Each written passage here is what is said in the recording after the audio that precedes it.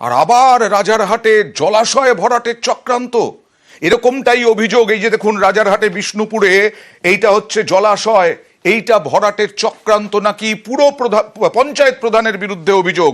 আর পঞ্চায়েত প্রধানকে বিরুদ্ধে যখন বলতে যাচ্ছেন গ্রামবাসীরা, তখন নাকি চোখ রাঙানি পঞ্চায়েত প্রধানের। কথা বলবো প্রতিনিধি অনুপের সঙ্গে। অনুপ, বিষ্ণুপুর 2 গ্রাম পঞ্চায়েতে কি অভিযোগ এখনো পর্যন্ত?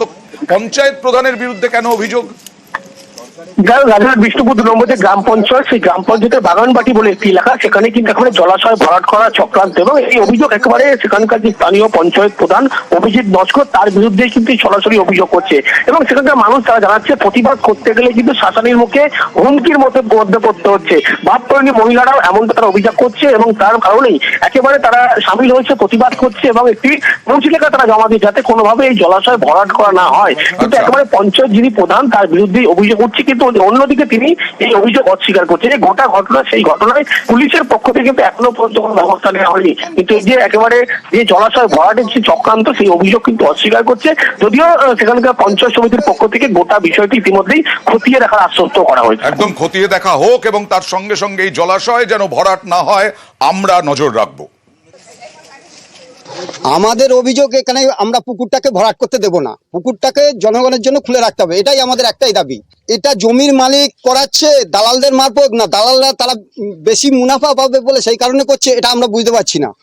আমাদের সামনে জমির মালিক আসেনি, সম্ভবত খুব বড় একটা মুনাফা আছে এই পুকুরটাকে ভরাট করতে পারলে। আমাদের নামে উল্টে থানাতে ক্লেম করেছে প্রধান, আমাদেরকে নোটিশ পাঠিয়েছে, নোটিশে কারণ দর্শানো হয়নি, কি কারণে আমাদেরকে পাঠিয়েছে। গ্রামের মানুষ একজোট হয়ে সেই পুকুর বোঝানো আটকেছে, এবং সেই আটকানোর পরে পুলিশ তাদেরকে ডেকে পাঠাচ্ছে। এখানে গ্রামের মানুষ আইনি কাজ করেছে আর পুলিশ বেআইনি কাজ করেছে, এইটা বলতে এসছি আমি গ্রামের মানুষকে।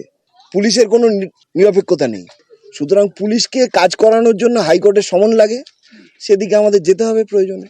এখানে গ্রামের মানুষ এটাকে ব্যবহার করে, এই পুকুরটাকে, সেটা ব্যবহার করুক, মালিকানা পরিবর্তন হতেই পারে। পুকুরের নেচারটা কখনো সেটা অন্য কিছু হবে না, জলাশয় জলাশয়ই থাকবে। এবং বিধায়ক আমাকে দায়িত্ব দিয়েছিল জমিটা মালিকের থেকে যাতে মেপে বাউন্ডারি দিয়ে রেজিস্ট্রি করিয়ে দেওয়া হয়, এবং 15 লক্ষ টাকাটা আমি ওদেরকে সঙ্গে নিয়ে বিধায়কের কাছে গিয়ে সেই টাকা ওদের হাতে তুলে দিয়েছি। এবং জমি গত 28 তারিখে ঈদের আগে আমি রেজিস্ট্রি করে দিয়েছি, তারপর থেকে ওই দিকেই যায়নি। এবং আমার বিরুদ্ধে একটা মিডিয়াটাকে মিথ্যে ইলিগেশন দিয়েছে বলে যারা যারা স্টেটমেন্ট দিয়েছে মিথ্যা, তাদের নামে আমি থানায় অভিযোগ করেছি।